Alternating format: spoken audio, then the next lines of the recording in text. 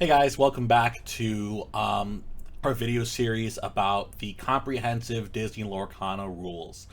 In this section, we'll be going over sections 2, 3, and 4.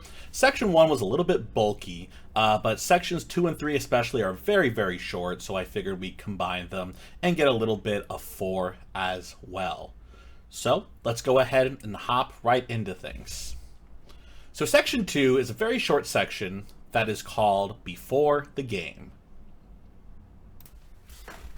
Our first step is 2.1 Deck Rules.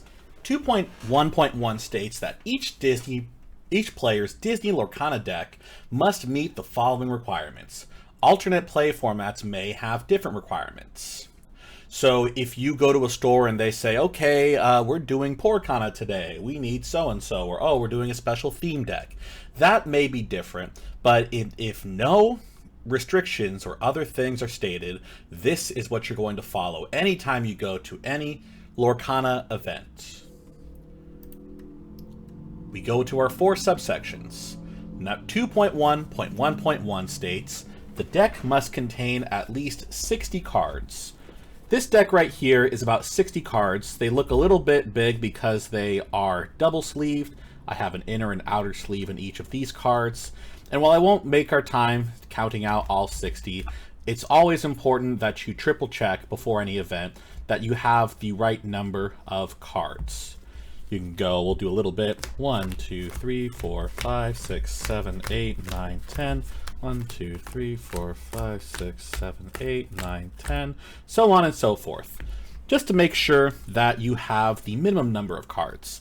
There is no maximum. If I want to toss every card in my collection in my deck, I totally can. I will probably lose, but, you know, as long as it follows all the other rules, I legally am allowed to have as many legal cards in my deck as possible. Of course, I've caveated myself because there are other rules for deck building. You can't just throw your whole collection in there. 2.1.1.2 states, the deck can contain up to 2 ink types.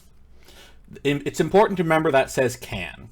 So you can have 1 ink type. If I wanted to go with just Amethyst, I could do that. I could have 60 cards of just Amethyst and not really be worse for wear. That is a legal deck I can do. I can have 60 cards of Ruby, and that is a legal thing that I can do.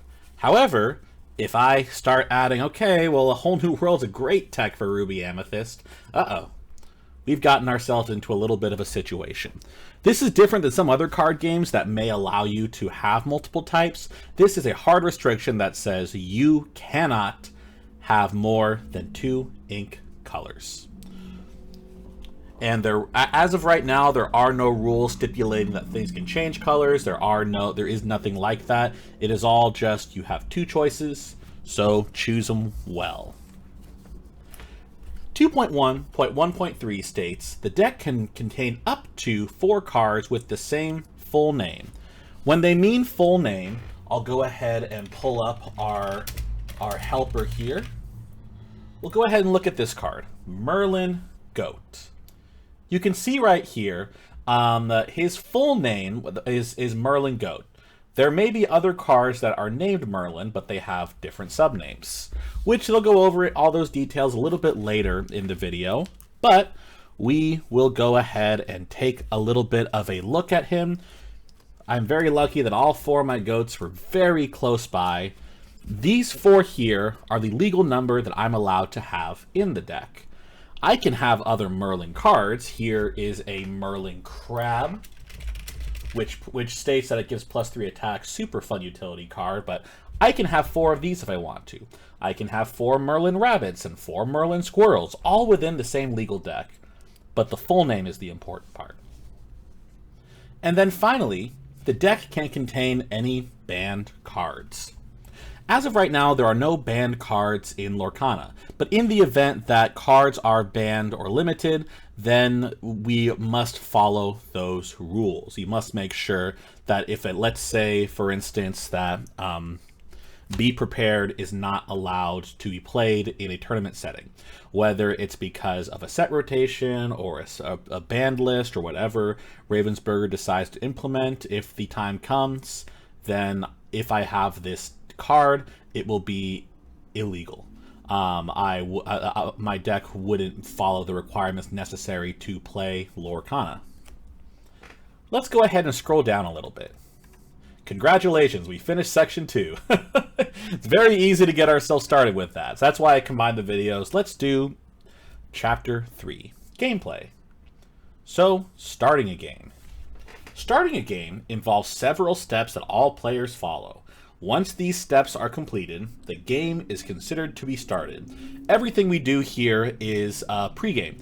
So these are all things that we are able to do before time starts in a round. When we say, okay, your 50 minutes begin now, that is what you can do. All of this before that. 3.1.2 states, first, use a method for randomly determining who chooses who is the starting player and takes the first turn of the game. This can include rolling a dice, flipping a coin, or other methods. If this game is next in a best of series, such as best of 3, the losing player of the previous game chooses the starting player. So many people will often carry dice with them. And what you would do, you would agree upon a randomized method. So let's say I'm going to my opponent and I say, hey, let's do high roll 2 dice. And they'll be like, yes. I roll. Oh, I got a 7. Cool. My opponent rolls. Oh, I got a 4. Because I won with those terms, I'm allowed to decide who goes first. And any sort of method can be used. There is generally no illegal method to determine it. You can do rock, paper, scissors. You can do a coin flip.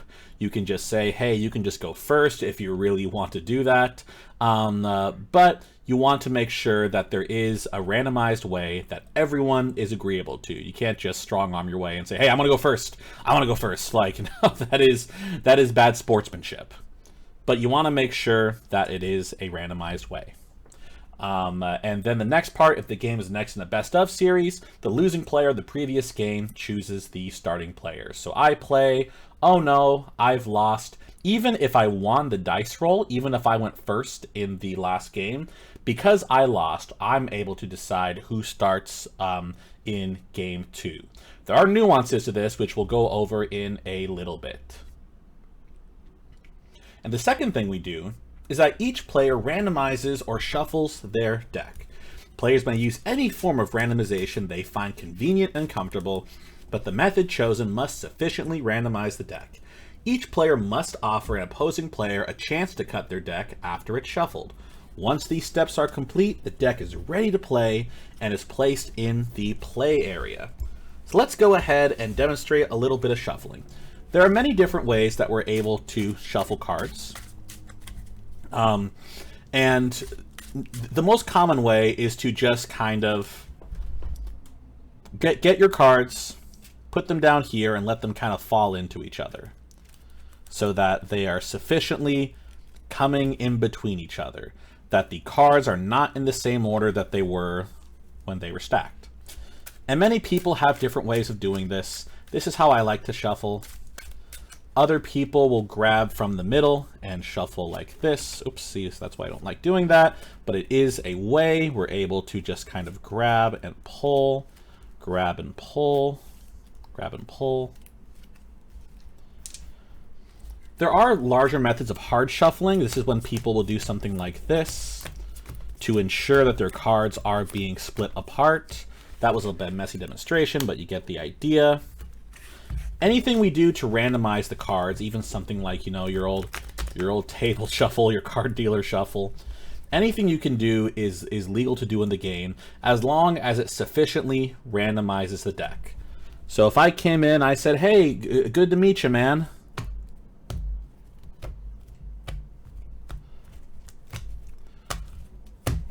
All right, I shuffled my deck. That is not a legal shuffle. The cards must be randomized.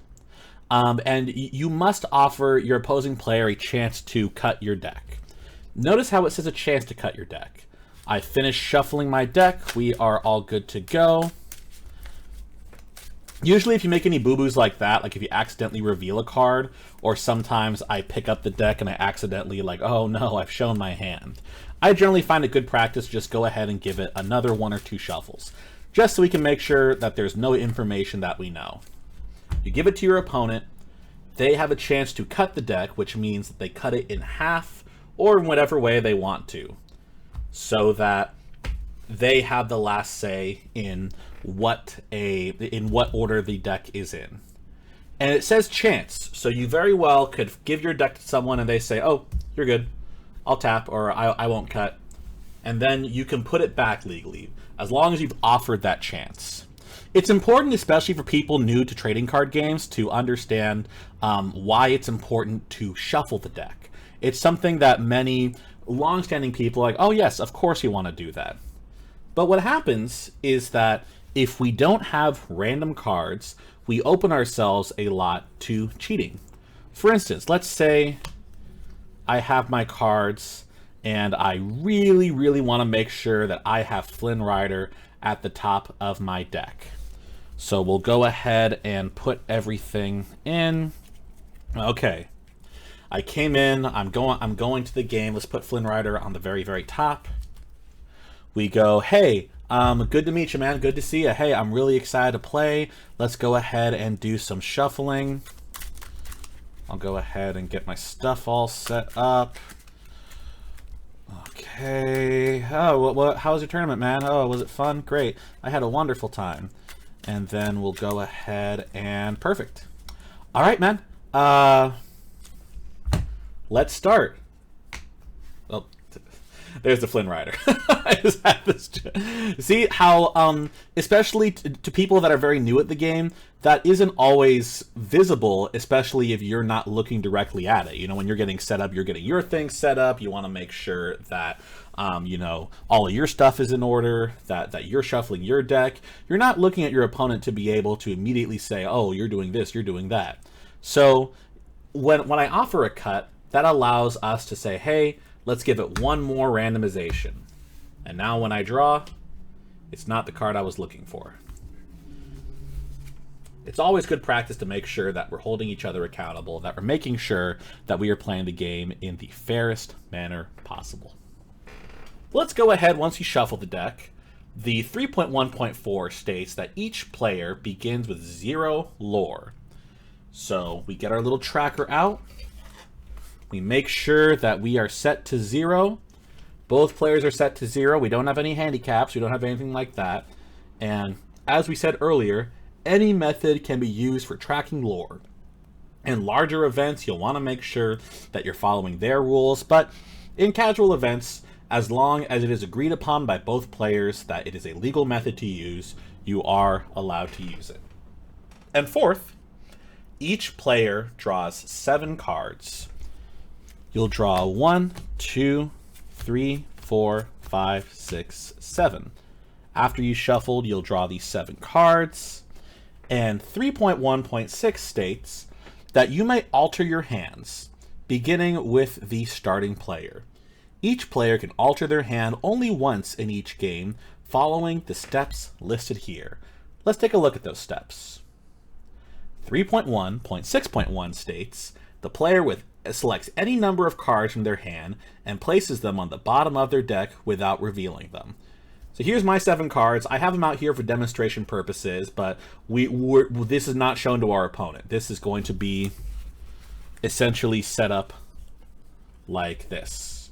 So we go, which ones don't I want? Well, I don't want this or this, or this, or let's see. I'm kind of actually thinking about this. I would do this. So you would select any number of cards and place them on the bottom of the deck without revealing them. It's always good practice to tell your opponent how many you are altering. So I would tell my opponent, I'm going to be altering 4 cards. And you place them at the bottom of the deck without revealing them. No, we have not drawn new cards yet. We have only placed the old cards at the bottom. So I'm going to place the 4 at the bottom in any order that I so choose. And then what I do is I draw until I have 7 cards. So 1, 2, 3, 4. Tough mulligan, but you get the idea. And then it goes through in turn order. So in theory, the starting player goes first, then your opponent. If you're playing a multiplayer game, any amount in that turn order goes until everyone is finished. Then, everyone who has altered their hand by 1 or more cards shuffles their deck. So if you liked your hand, let's say this was my starting hand, and for some reason I'm like, oh, this is great, I'm going to keep this.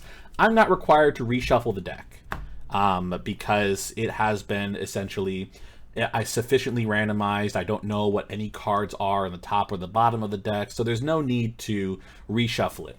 However, in the situation where I've placed cards at the bottom of my deck, I know what's at the bottom of my deck. So we'll need to re-randomize the cards. So we shuffle.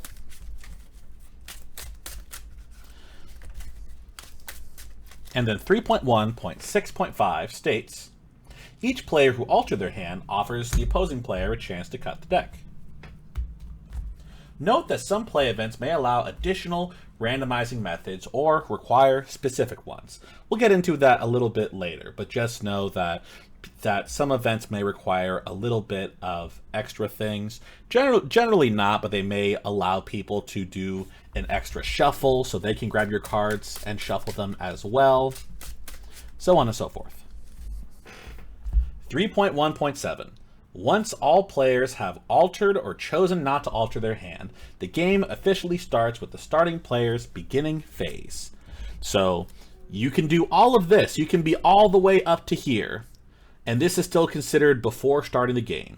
Once they say, Lorcana Duelists, your time has started, then you can start playing. 3.1.8. This is our fated thing that I get to later. Certain formats and tournament policies may add to, remove from, or otherwise adjust these rules. So as I said, we look at tournament policies. When we looked at 3.1.6.5, we said, play events may allow additional randomizing or specific ones. That means that, yes, in many competitive events, your opponent may be allowed to reshuffle your cards. Or I know in some events that I've seen, there are rules against pile shuffling, which is something that I demonstrated earlier, where you quote-unquote hard shuffle your deck by ensuring that cards are placed into different piles to prevent what is known as clumping, which means 2 or 3 cards kind of sticking by each other that you really don't want to. In some places that I've played, they've limited that to just in between matches rather than individual games, just because it is a bit of a lengthier process. Additionally, one of the other rules that can be a little bit different is the difference between, we're going to go all the way back a little bit up to 3.1.2. If the game is next in the best of series, the losing player of the previous game chooses the starting player. Many DLCs run on a format called best of 2. This means that you either win both games, you and your opponent win one, or you do not win both games. What this means is that you're not. There is a very real possibility that each of you win one, and then there is no third game that happens. In this format, many times it is popular that each player gets to go first. So let's say that I win the dice roll. Let's say, I won the dice roll. Great, unless they get a 12 too. Let's see. They did not. They got a 9. So I say, okay, I'm going to go first. I go first, and then suddenly, oh no, I've lost. Oh, how sad. Even though I went first that game, my opponent, even though they won, will get to go first in the next game, because those are the specific rules of the best of 2 format. Of course, your best bet is to always make sure that you consult with the tournament organizer before the event starts. Tournament organizers at large events will generally have a players' meeting or otherwise post the rules that they will be intending to follow, especially if they are doing an alternate format such as a draft or sealed event. But it's best to always be aware of this before you start a game, so that you don't run into any issues later. Let's go ahead, we'll scroll down, and take a look at this last section, ending a game. We talked a little bit about this during game state checks, but there are 3 ways for a game to end. 3.2.1.1 states, when a player reaches 20 lore, they win the game. Let's say I quest with our friend Flynn Rider, and I go, oh, I have hit 20 lore. The game ends right there. I am the winner. If a player attempted to draw from a deck with no cards since the last game state check, which we discussed in the first chapter, that player loses the game. Let's say, oh no, let's say we have an effect, the Queen's Castle. Let me go ahead and pull that up so we can read that.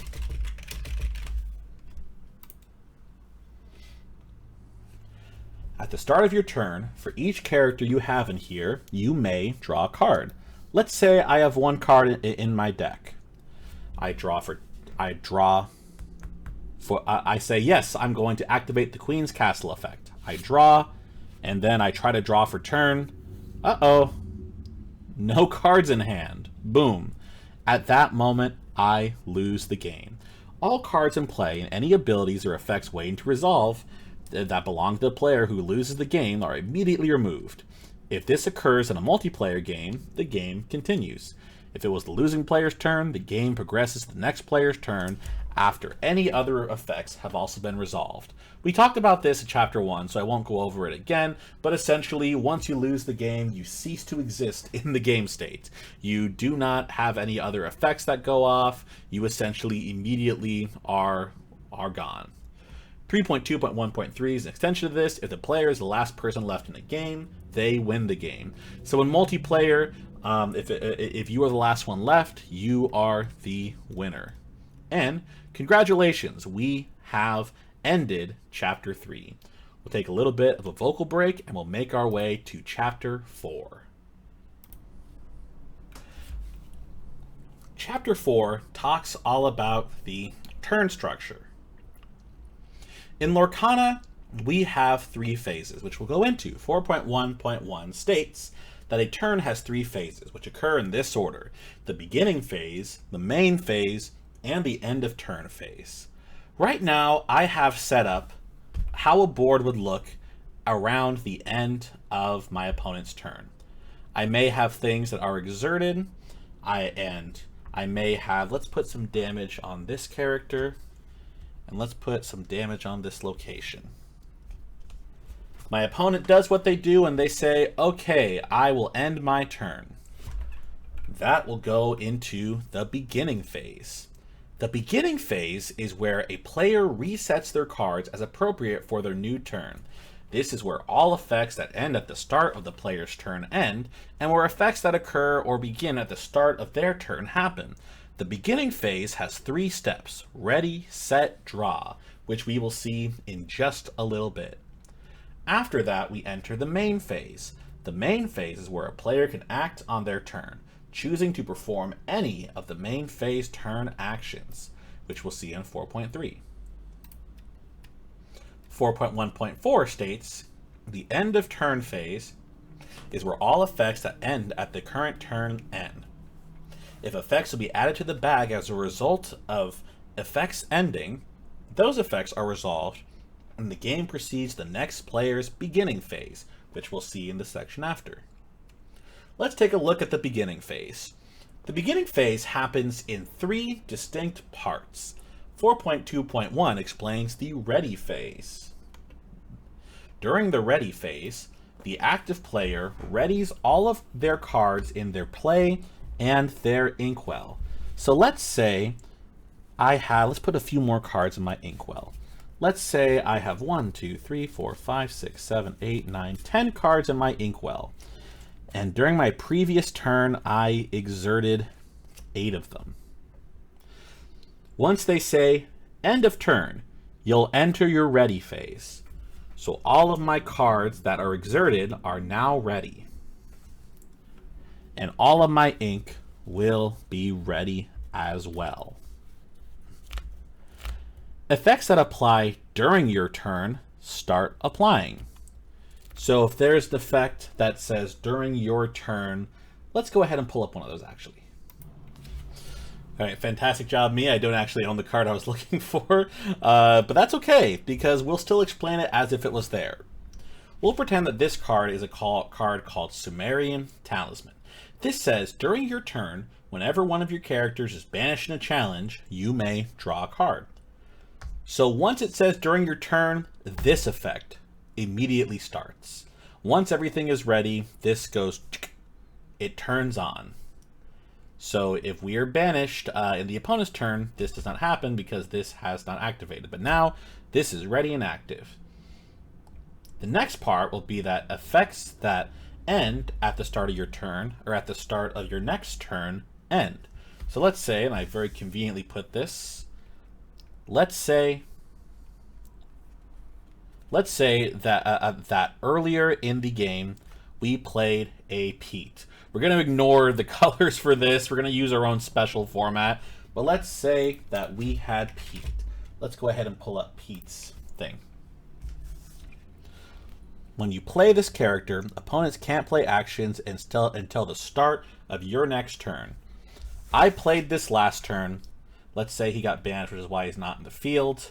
And then, boom. It is the start of my next turn. At this point, that effect stops going off. They can play actions as long as they like. We'll put him back right here for now. 4.2.1.4 states, effects that trigger at the start of your turn and at the beginning of your turn trigger, but do not yet resolve. I put a very specific card that we've seen a few times here. Let's go ahead and pull it up.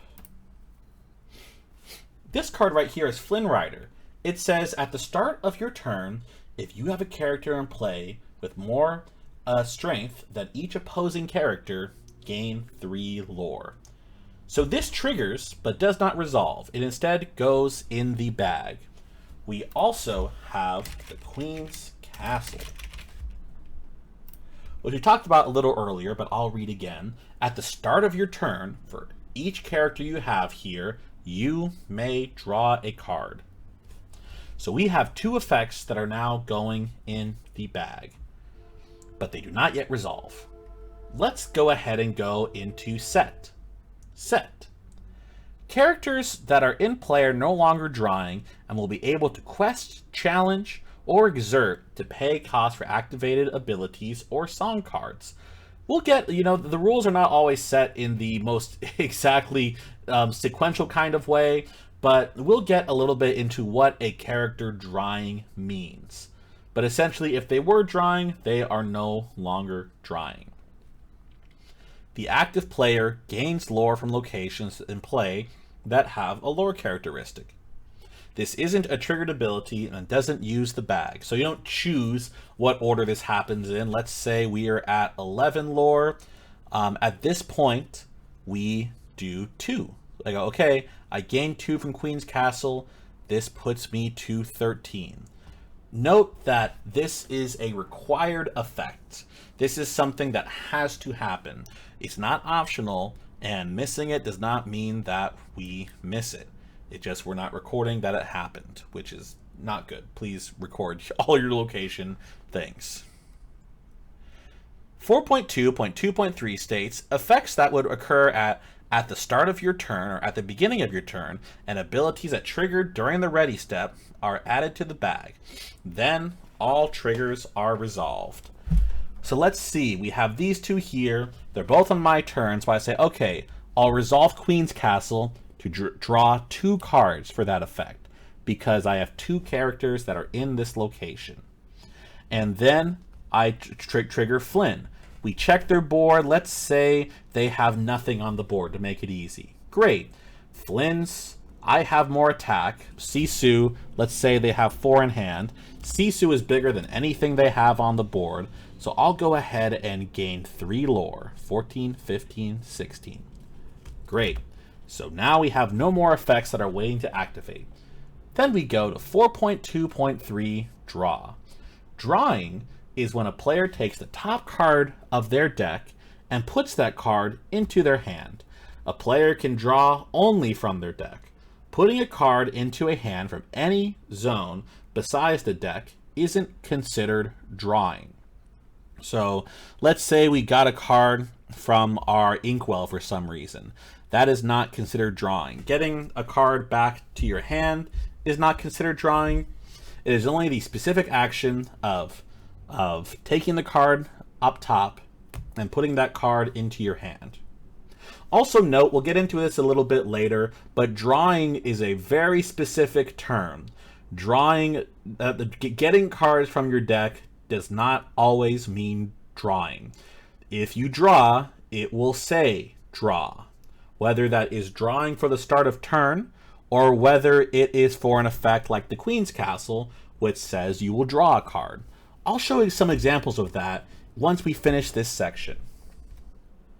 4.2.3.2 says, first the active player draws a card from their deck. We've already done that. If this turn is the first turn of the game, the active player skips this step. I don't feel like clearing my board, so we're going to talk about it. But let's imagine there's nothing on board. We just started. Congratulations. We've done what we did, and have fun.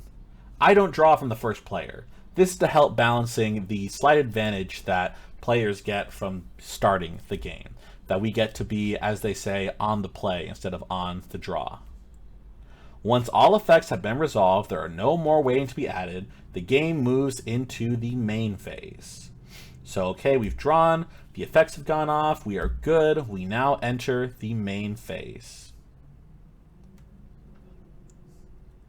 We'll talk about drawing at the end because I want to get all of my examples at the end. So my apologies for lying about that, but let's go ahead and check out 4.3, the main phase.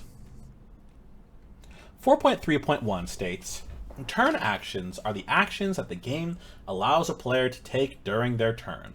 No effect or other card is needed in order to take these turn actions. So anything that we can do, they are actions that we can do on our turn. We don't need to have something else happen in order to do them. Let's go ahead and go on. The active player may take turn actions in any order during the main phase of their turn.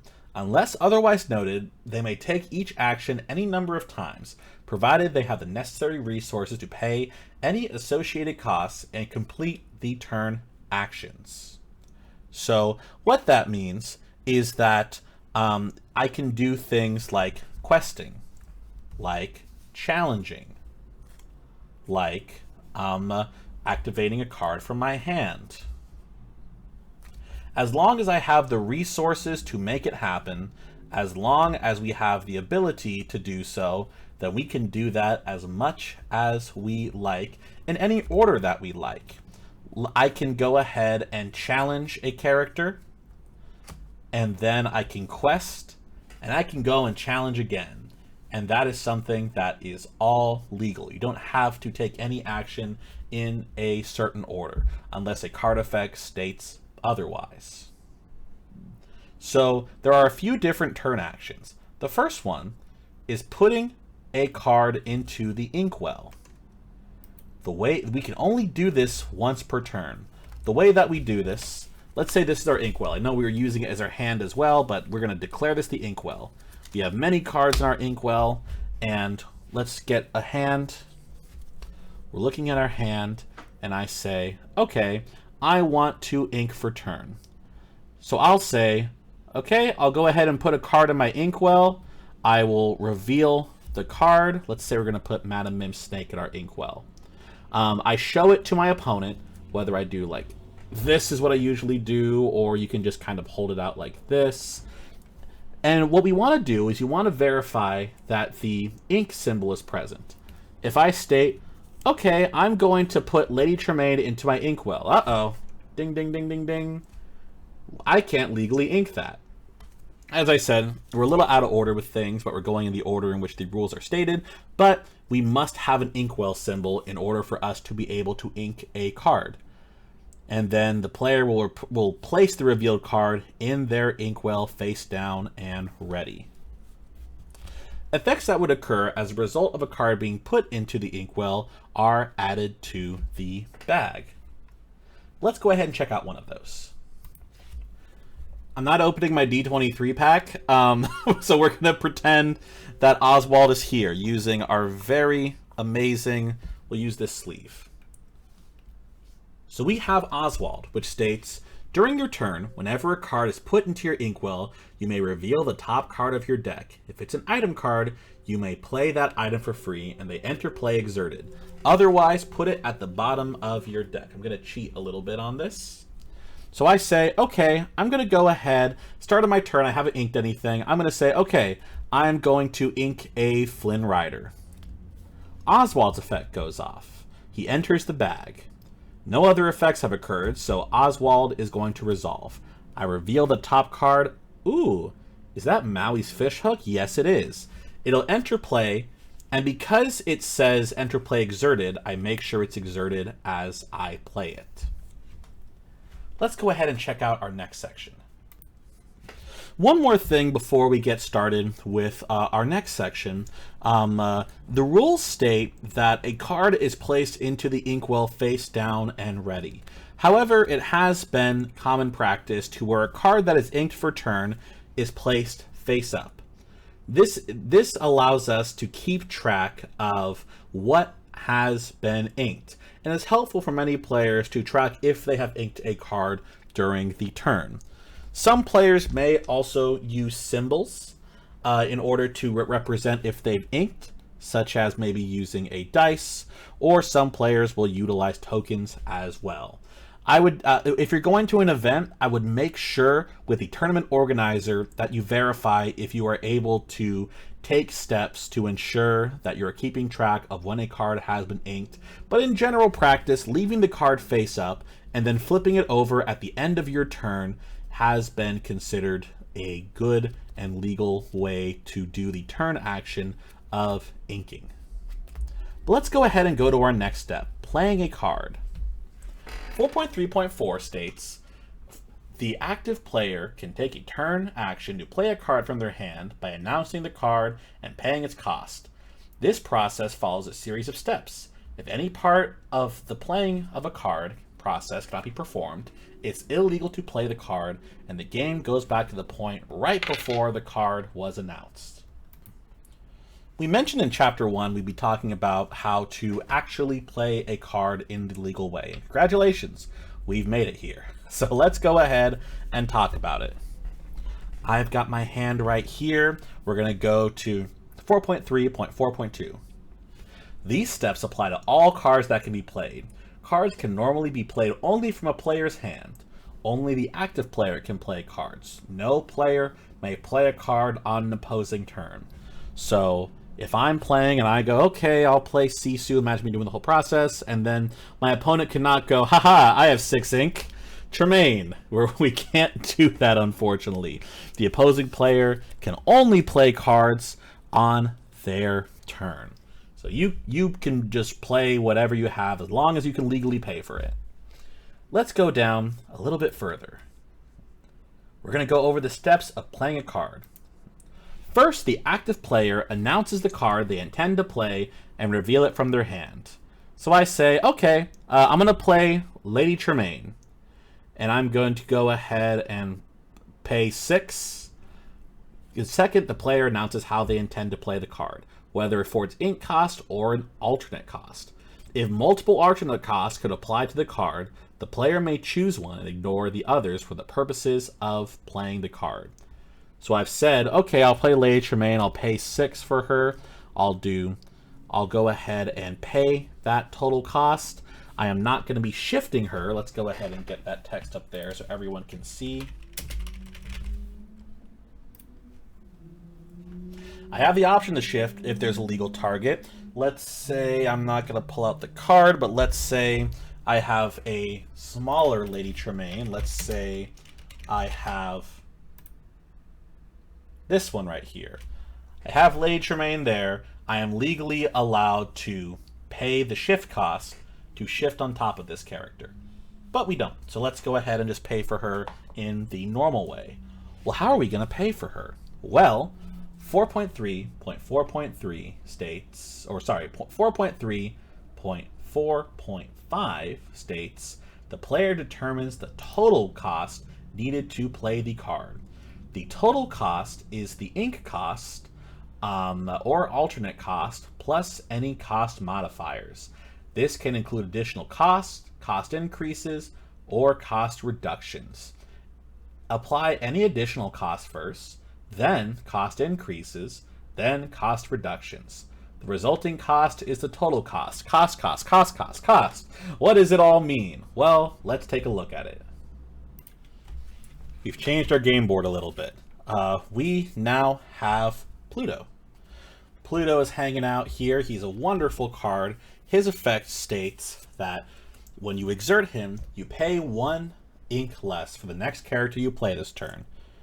So I've gone ahead and let's activate both of Pluto's effects. Now we pay 1 less ink for the next character we play this turn. Here's our Lady Tremaine again. I say, I'm going to play Lady Tremaine. I'm going to pay the ink cost. Let's calculate how much is needed to play Lady Tremaine. We're not going to be shifting, so no need to worry about that. We look at any additional cost. Doesn't look like there's an additional cost. We have cost increases. Doesn't look like that's there. And then cost reductions. Well, we have 2 that are here. So we apply that, and the total cost is going to be 4 ink. Let's go ahead and check out the next step. Next, we will pay the total cost. If the total cost includes any ink, the player must exert a number of ready ink cards equal to the ink cost. If any other costs are included, the player pays those costs as instructed by the card text. Costs can be paid in any order, but must be paid in full.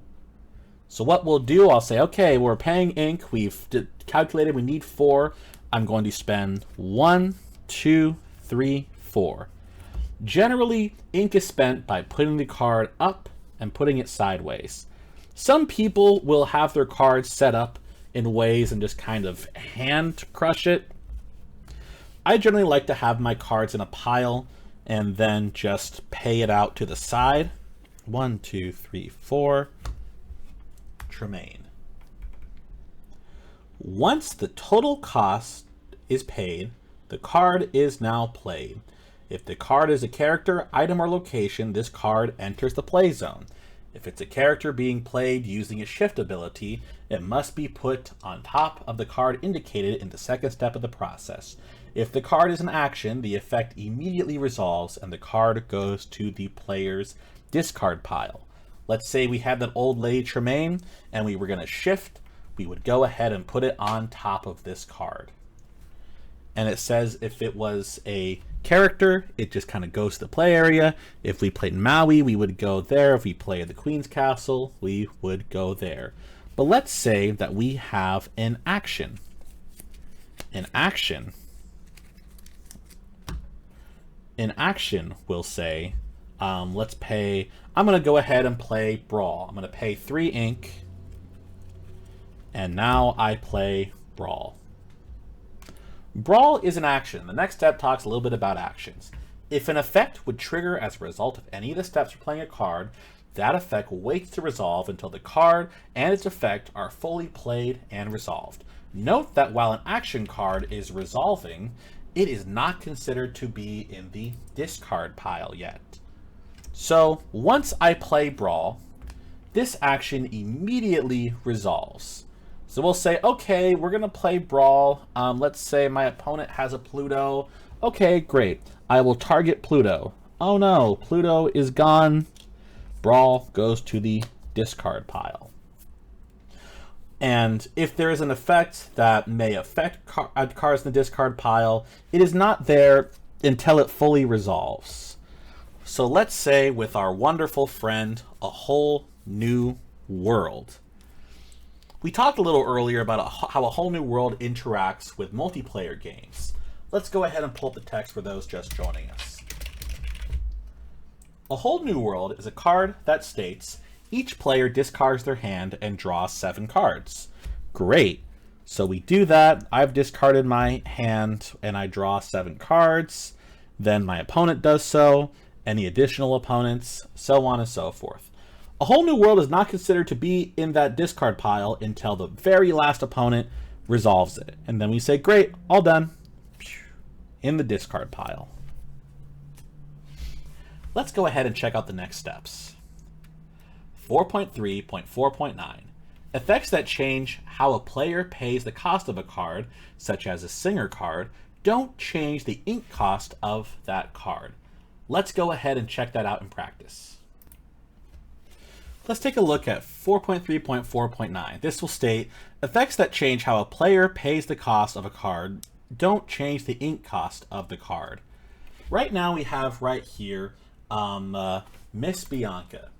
Miss Bianca is a 2-cost card, and her effect is that she is Singer 4, which means this character counts as cost 4 to sing songs.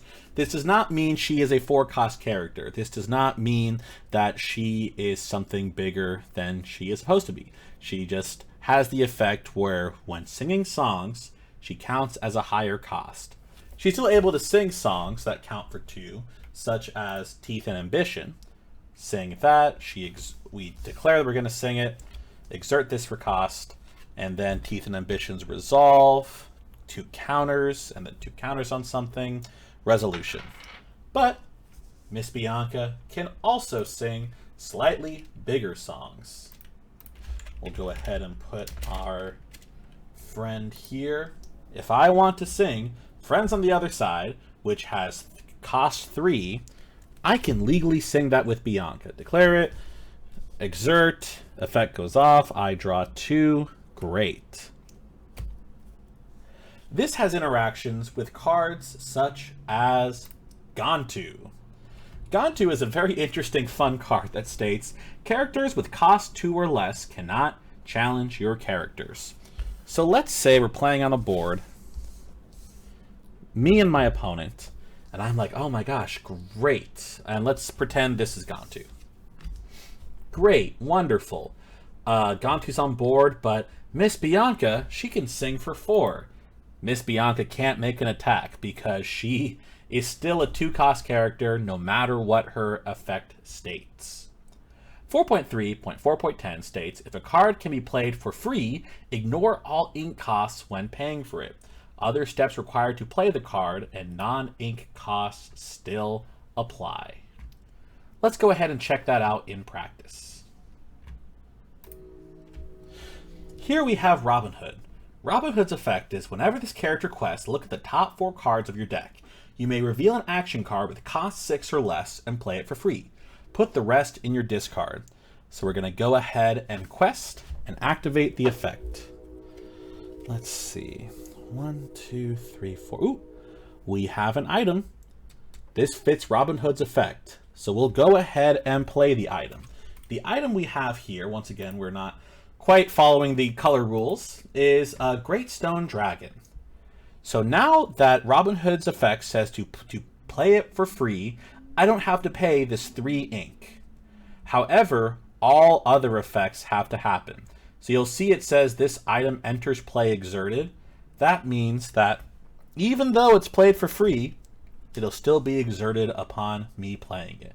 Which means that I can't activate the effect to put a character from my discard until the card is ready once more. And if there are any other requirements to playing a card, such as discarding or having certain things on there, then it would still happen. Like if you play a character for free and they have damage on them, that still applies. But of course, that's all playing cards. Now that we've played cards, let's go ahead and check out how questing works. The main way to gain score in Lorcana, to gain lore in Lorcana, is to go questing. Sending a character on a quest is a turn action. Only characters can quest. These 2 can quest. Greystone Dragon cannot quest. He does not have a lore value. He does not have anything. Greystone Dragon is just an item. Unfortunate. Sad for him, but hey, that's how the game works. To quest, the active player takes the following steps in order. First, the player declares they're going to have one of their characters quest. I'm going to go ahead and have Robin Hood quest. Second, the player identifies the questing character and checks for any restrictions that prevents them from questing. So we'll say, let's go ahead and look through our deck. Perfect. Let's say we have Maui on board. Okay, I'm going to have one of my characters quest. We'll go ahead and have Maui quest. Uh-oh, Maui. Let's pull up his card so we can all read it together. Maui has Rush, great, but he has Reckless too. He can't quest and must challenge each turn if able. We'll get into the specifics of Reckless a little bit later in our time together, but we know for right now that he is not able to quest. So we say, uh-oh, 4.3.5.6, if an effect prevents the identified character from questing, that quest is illegal. So if I say, okay, I'll quest Maui, uh-oh, that can't happen. So the effect is undone. 4.3.5.7, the player exerts the questing character. I'm going to quest with Robin Hood. Quest. He is now exerted at this moment. If no effect prevents the character from questing, the quest is complete, and the questing player gains lore equal to the lore count of the questing character. So Robin Hood has 2 of these guys, which means that I will gain 2 lore. So I'll go from, let's say, 12, 13, 14. Perfect.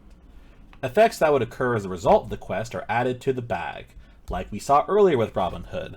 Check our hand for 4 items. Uh-oh, we whiffed. No items. They all go discard. Once all effects have been resolved, the quest is over. There's no limit to the amount of times that you can quest if you have legal targets. So everyone on board, if they are dry and they don't have restrictions, can quest if they are not exerted. So we quest 1, 2. Quest with Bianca. 3. Let's say Pluto's on board. We can quest with them too. Now that they're all exerted, we can't request with them. They're already exerted. Exertion is part of questing. And now that they're exerted, they can't do anything else. So you can quest as much as you like, but be aware that if they quest, they are exerted, they are done for, unless they can get unexerted.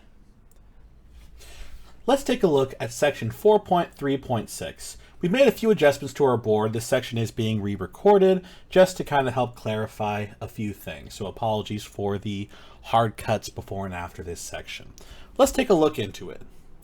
4.3.6.1 states, sending a character into a challenge is a turn action. Only characters can challenge. Maui's fishhook here is an item, so that can't challenge, but a character is able to challenge if they are so able. This Cursed Merfolk card here, let's go ahead and get that out for us. Cursed Merfolk is exerted, which means it's already done something, whether it was questing, attacking, doing whatever. So Cursed Merfolk cannot challenge. But Ursula can, because she is not exerted. The next section, 4.3.6.2, says, a character being sent into a challenge is known as a challenging character, and the opposing character or location is being challenged. Both are considered to be in the challenge. Characters can challenge locations. For the differences in that process, see 4.3.6.18. So you know this is going to be a bit of a long section already. But let's go back to our card right here. This is Ursula Sea Witch. Her effect is that she has Challenger +2, which states, while challenging, this character gets +2 strength. So you notice the term while challenging. The terminology we have here is that she is challenging, not being challenged. This means if we were to flip the situation, let's say we have this card, Prince Eric, challenging Ursula, she would not get the +2 strength boost because it is only when she is challenging. And when it says both characters are in the challenge, that means any effects that happen are only applied to the characters that are challenging. 4.3.6.3 states only the challenging character and the character being challenged are in the challenge. If an ability or effect refers to a character in a challenge, it's referring to one of the two characters in the current challenge. So it does not affect any other characters, even if an effect will hit them after the fact. If they are not in the challenge, they are not considered part of the challenge. They don't join the challenge. They're just separate. They just happen to exist at the same time. Let's talk about how to challenge. To challenge, the active player follows the steps here, listed in order. First, the player declares one of their characters is challenging a character. The declared character must have been in play since the beginning of the turn, that is, they must be dry, ready, and otherwise able to challenge. So Ursula here, she is ready. Let's say I played her last turn. So she is legally able to challenge. And there is nothing that is stopping me from challenging. You know, there is an exerted character on the other side of the field, and there are no effects that are stopping me from challenging. Some of those effects may be something like our wonderful friend Gantu, who I don't own, but Gantu states, characters with cost 2 or less can't challenge your characters. So with Gantu on board, because Ursula costs 2, I wouldn't be able to challenge, even if there was a valid target, because of Gantu's effect. But he's not there, so great. We are able to challenge. Secondly, the player chooses an exerting opposing character to be challenged. Looks like Prince Eric is the only target, so we're going to go ahead and do that. Once we've selected our target, so Ursula will challenge Prince Eric, we check to make sure that there are no restrictions, like we said with Gantu, like we said with any card effects that may happen that will prevent the challenge, or even something like the character not being a valid target. Let's say, for instance, that my opponent, during their turn, used the card Maui's Fishhook, and they chose to give a character evasive until the start of their next turn. And they said, okay, we're going to give Prince Eric evasive. Now when I declare the attack for Ursula, I realize, uh-oh, there's a restriction because Prince Eric is evasive. He can only be challenged by other evasive characters. So we just aren't able to do that. The challenge is illegal. Once we verify that the challenge is legal, so we'll say that Maui's Fishhook did not happen, we will go ahead and do the challenge. To notate we're doing the challenge, we're going to exert the challenging character. And then once we do that, once we have quote-unquote paid the cost to challenge, we will go ahead and have the challenge occur. So once the challenge occurs, while challenging effects apply. So going back to our wonderful friend Ursula, her effect, while challenging, goes ahead. She now has 3 strength. 7th, effects that would trigger are added to the bag. So let's go ahead and double check. Ursula is a keyword, so not quite a bag effect, but she'll have her 3 attack, or 3 strength. Prince Eric, he has an effect when he's banished, but not during the challenge, so not quite added to the bag yet, because we don't know if he's going to be banished at this point. 4.3.6.12 states, 8th, once all effects in the bag have resolved, each character deals damage equal to their strength to the other character. This is known as the challenge damage step. This isn't an ability or effect and isn't added to the bag. Now, how do we calculate this? To determine the damage each character in the challenge deals, first calculate the total strength of each, taking into account any current modifier effects. If a character's strength is negative, it counts as 0 for the purpose of determining damage. So if we have any effects that are going to say, hey, you lose 2 strength for this game, you know, you won't do a weird, like, oh, they gain something. No, it just acts functionally as 0. So let's do a little bit of math here. We see that Ursula, Mad Sea Witch, because of her challenger effect, she has 3 strength. And Prince Eric has 2 strength. So at this point, if nothing else happens, then we see, okay, well, this must be the amount of damage they deal. Once we know how much damage we're going to be dealing, we head into 4.3.6.14. Apply effects that adjusts the amount of damage dealt. The easiest example will be resist. You may notice there's a second card right here, Cogsworth. We've talked about him before, but let's go ahead and go over him again. His effect is your other characters get resist +1. So even though Ursula is going to deal 3 damage, we see that Eric will only take 2 damage because he has resist +1 on him. So we will apply 2 damage counters to Prince Eric. Prince Eric will deal 2 damage to us because we don't have resist. We just, you know, are who we are. The challenge happens.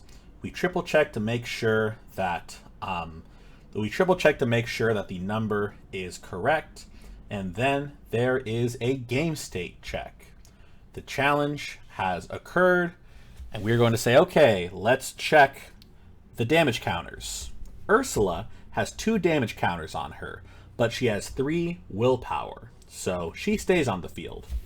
Prince Eric, on the other hand, only has 2 willpower and 2 damage counters.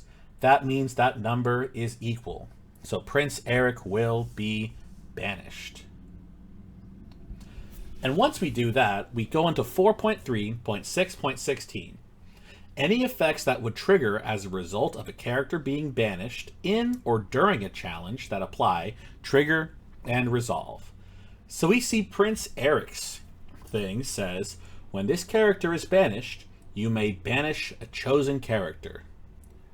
So now that effect will trigger. We'll say, okay, let's go ahead and banish, let's say, Cursed Merfolk. That effect will resolve, and Cursed Merfolk will be in the banish zone. Note that even though this card says whenever this character is challenged, and it was banished during a challenge, Cursed Merfolk was not challenged. Cursed Merfolk only exists on the board while 2 other characters are challenging. So this effect does not go off. The opponent does not discard a card. Once all the effects have been resolved and there are no more waiting to be added, effects that apply while challenging or while being challenged end, and the challenge is officially over. So now our friend Ursula is back to 1 strength. And she won't get that back until the next time she challenges. Now players can choose to have a character challenge a location, which is very, very similar to challenging characters, but there are just a few things to note. Let's go ahead and build the board. Let's go ahead and put 7 Dwarfs Mine. I'll go ahead and pull that up for us. 7 Dwarfs Mine. Beautiful. You follow all the normal rules except for the following exceptions. Let's reset the board. We'll take these 2. We'll leave Cogsworth here to explain a very important rule, but we'll leave Ursula. When a challenge is declared, the player chooses an opposing location to challenge instead of a character. Locations are never ready or exerted. They can be challenged at any time in the main phase, so there's no way to protect a location from being challenged. They don't have to exert, they don't have to be otherwise stopped. They just exist, and we can challenge them unless a card effect tells us that we cannot. Similar to the other rules, we have to make sure the challenge is legal before applying it. And now locations don't have strength, and they don't deal damage to the challenging character. We have our two sections here. We'll go into this more later in the video when they talk about it, but this number here is the amount of ink to pay to get a character in the location. So Cogsworth, you had to pay 2 to get him in here. And then 6 is the amount of willpower, which works just like willpower when challenging a character. So we would do this the same way. I would say, okay, I'm going to have Ursula challenge 7 Dwarfs Mine. We exert the character. We say, okay, Ursula, she's got 1 attack, but she has +2 because of Challenger. So she will deal 3 damage. And because that is less than the amount of willpower, the location just stays with 3 damage counters on it. However, let's say that I ended up using, go ahead and pull this up here. Let's say that I ended up using Maui's Fishhook. Maui's Fishhook, we used the first effect earlier when talking about evasive characters, but the second effect, let's say a chosen character gets 3 strength this turn. So before I challenge with Ursula, I say, okay, I am going to use Maui Fishhook's effect. I exert it, I pay the 2 ink, and I give Ursula +3 strength. Notice this +3 strength is not just when challenging, it is just a permanent effect for that turn. So she is now a 4 strength character, is not only when challenging. So if I were to re-challenge, if we were to reverse the state, I would say, okay, Maui's Fishhook, Ursula has +3 strength. I'm going to challenge the 7 Dwarfs Mine. So I exert the character, I calculate, okay, she has 4 strength now, and then she gains 2 from Challenger. That will have her do 6 damage. We put 6 damage counters on the 7 Dwarfs Mine. The game state check happens, and we see, 6 damage counters to 6 willpower. This card is gone. And note that any cards that are in the location are not banished with it. Cards can be in a location, characters can be in a location, but they are not attached to the location. If the location leaves, they just are no longer in a location. But there is a funny interaction that may happen that I think is important to be aware of. I've gone ahead and changed our location from 7 Dwarfs Mine to Rapunzel's Tower.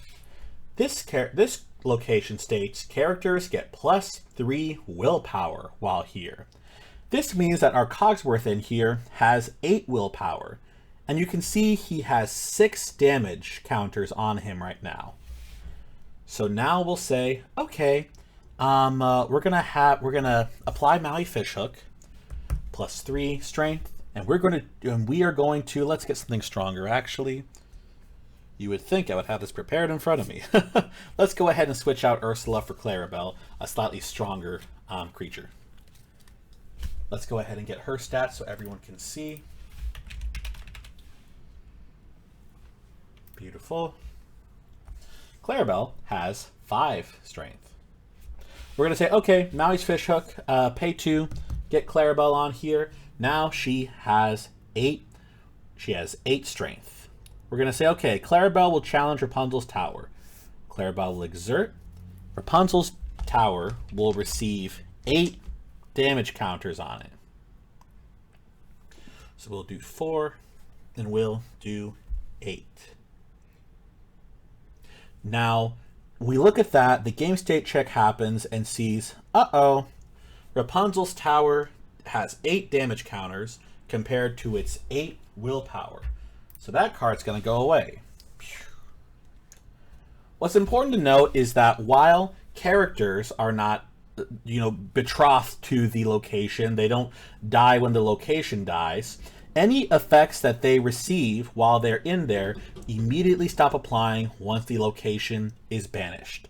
So we see, okay, now instead of Cogsworth having now instead of Cogsworth having 8 willpower, Cogsworth only goes back down to 5. Let's get his information up here so everyone can see. So now the game state check looks and goes, okay, well, Cogsworth has 6 damage counters on him, but he only has 5 willpower. So Cogsworth will be banished as well. So make sure you're careful with your locations. Make sure that if there are any effects that are affecting characters, you make sure that you make sure your locations are set up so that way they don't accidentally have negative effects. We'll talk more about locations later when in the specific section, but I figured it was important to note now during challenging. Let's go ahead and finish off our section. If a character in a challenge is removed from the challenge for any reason, that challenge ends. First, resolve any remaining triggers, abilities in the bag. Then all while challenging effects end, and the game proceeds to the main phase. So for whatever reason, if there's a card effect that says, okay, when you declare a challenge, the declaring character gets like pushed back to the hand or whatnot, or anything that happens that removes a character from the challenge, that challenge is just over. It's essentially kind of like in gameplay, when an opponent loses, the game is over. They have ceased to exist within the challenge no longer applies. You finish off all the residual effects, and then you go on from there.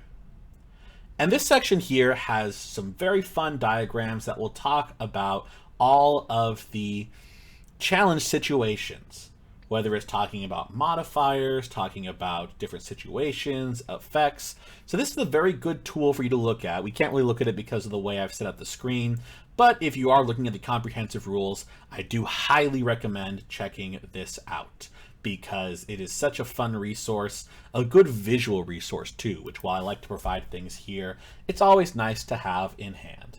Let's go ahead and check out the next section. And now we go on to our next effect. Moving a character to a location. Let's reset our board here. We're going to leave Tinkerbell here. Moving a character to a location. A player can move only their characters. A player can move characters only to their locations. A player can't move opposing characters, and they can't move their characters to opposing locations. So I can't go to my opponent's field, I can't do anything like that, I can only do my stuff. Moving a character's location is a turn action. To move a character to a location, the active player follows the steps listed here in order. First, the player chooses one of their characters and one of their locations and declares that that character will move to that location. Alright, Queen's Castle, Tinkerbell. I'm going to have Tinkerbell move into the location. Second, the player pays the chosen location's move cost. So we'll look here at the Queen's Castle. The move cost will be this guy right here. So I will pay 1 ink, pay that ink, and once I paid that cost, the character moves. Any effects that would happen as a result of the character moving are added to the bag for resolution. Let's check one of those out. All right, let's go ahead and check out 7 Dwarfs Mine. So, 7 Dwarfs Mine. This effect states, during your turn, the first time you move a character here, you may deal 1 damage to a chosen character. If the moved character is a knight, deal 2 damage instead. So we're going to move Maui into this location. I say, okay, I'm going to have Maui move into this location. I'll pay 1 and 2 to move Maui in there. Then that effect enters the bag. Okay, I may deal 1 damage to chosen character. Well, let's deal 1 damage to Tinkerbell. Boom. Maui is not a knight, so I only deal 1. Once all effects have resolved, the move is complete. Next, we can use activate abilities on cards in play. We've already kind of talked about this a little bit. But let's go ahead and show it off here. The use of activated abilities is a turn action provided by cards in play. To use the abilities of characters, follow the steps listed in section 7.5, Activate Abilities. The exerted activate abilities of characters can only be used if the character is dry. If I pay Pluto this turn, I can't just say, okay, I played him, now we're going to exert him. No, he has to be dry. Once he's dry, then I can use his effect. Activate abilities of items can be used during the turn the item is played. So we'll go ahead and, unfortunately not Greystone Dragon because that enters exerted, but let's go ahead and grab one of our other wonderful items, Amethyst Chromicon. We'll go ahead and pull that up for our viewers here. Amethyst Chromicon, I'll go ahead and pay the 1 and 2 ink to play it. I can immediately say, okay, I activate it. Now we both draw. So characters are the only ones that are required to be dry. Finally, if an activated ability can be used for free, ignore all ink costs when paying for it. Other steps required to use the ability and non-ink costs still apply. Very similar to what we talked about earlier with Robin Hood.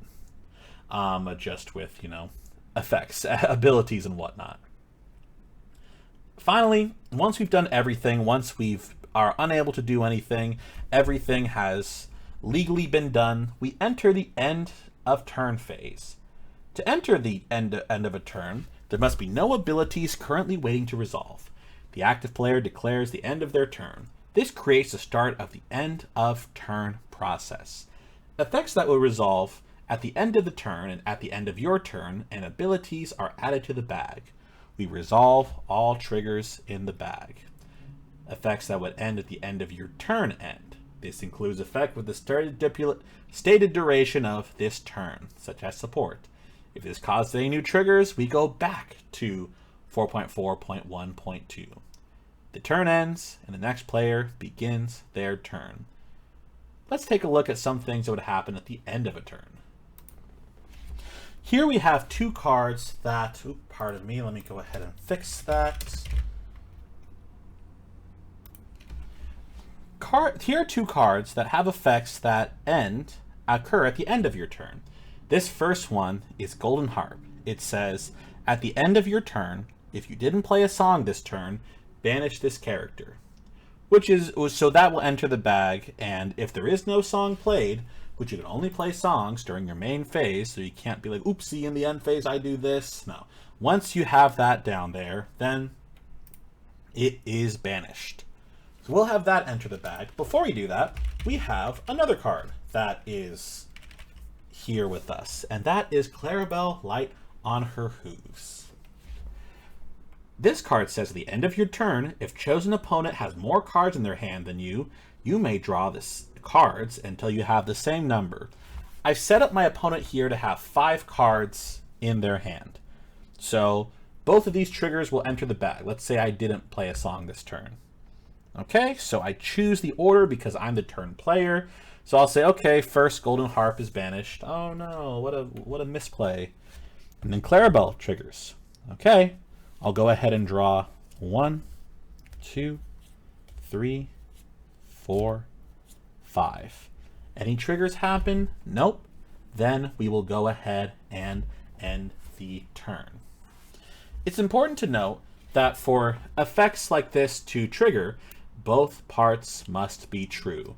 So if I had 5 cards in hand and my opponent has, let's say, 4, this would not enter the bag because it is the end of my turn, but my opponent does not have more cards than me. So at this point, this would not trigger, even if a different effect changes that. This had its chance to trigger, it did not at the end of the turn. And then the turn ends for the active player, and the next player begins their turn. And that takes us all through these wonderful 3 sections of the game. There's a lot of fun interactions that happen with this. There's always fun things to see, fun little things that happen. But it's important to remember all the steps of the process, because we have many questions that occur that can often force us to have to look at the nuances. When did this happen? What does this mean? What is this card actually in? There are quite a few examples that get brought up that are always important to understand. I kind of implied one with Clarabelle, but I want to take a look at one of my absolute favorites that occurs. Here's our board at the start of our turn. We're going to be starting my turn. I have one card in hand, and my opponent has a Sisu Emboldened Warrior on the field. This card gains +1 for each card in my opponent's hands. Let's actually fix this state. We'll say that I have no cards in hand. I got a little bit ahead of myself. So we're going to go ahead and begin my turn. I've gone ahead and re-put the beginning of turn parts right on the screen below. So let's go ahead and begin our turn. Flynn Rider, we ready the cards. He's already ready, so we don't really do anything. Great. Effects that start during my turn, start applying. Effects that end at the start of your turn, end. Great, nothing's on there. Effects that trigger at the start of your turn and at the beginning of your turn trigger, but do not yet resolve. So Flynn's effect will enter the bag, and we'll go to our set phase. Characters that are in play are no longer drawing and will be able to quest, challenge, yada yada yada. The active player gains lore from locations, yada yada yada. Effects that would occur at the start of your turn or at the beginning of your turn and abilities that triggered during the ready step are added to the bag. Then all triggers are resolved. At this point, we look at Flynn Rider and we say, okay, his effect, at the start of my turn, if I have a character in play with more strength than each opposing character, gain 3 lore. Sisu, because I have no cards in hand, which is why I fixed the board state, because I screwed it up a little bit, Sisu gains +1 strength for each card in the opponent's hands. Well, I don't have any cards in my hand, so she has 1 attack, or 1 strength. Flynn has 2. That means Flynn has more, I gain the 3 lore. Sometimes it comes up where someone will say, oh, well, it's the start of my turn, so you'll draw, and because you drew, that means that we both have 2 and you don't get the effect. But it's important to remember that all the effects at the start of my turn resolve before the draw occurs, because drawing is the last part of that step. We do all these set effects before we draw, and once we draw, that's the end of the beginning step. We enter the main phase. And I thank y'all so much for continuing to go with us on our adventure as we look through this wonderful, comprehensive rule book. If there are any suggestions, clarifications, or additional things that we want to go over, I'm always happy to do that or to correct and modify things. I was hoping to keep it, deep, but also not going into too many different nuances, because then things can get very confusing. We want to understand the rules, and then later we can look at the weird interactions that happen. That's where I was looking at with like Clarabelle, where it's like there are some funny interactions, but maybe not quite for the course of this video. We just need to know when things resolve, when things are added, and when things are not added. But next time we'll check out the remaining chapters. Thanks so much, and I'll see you there.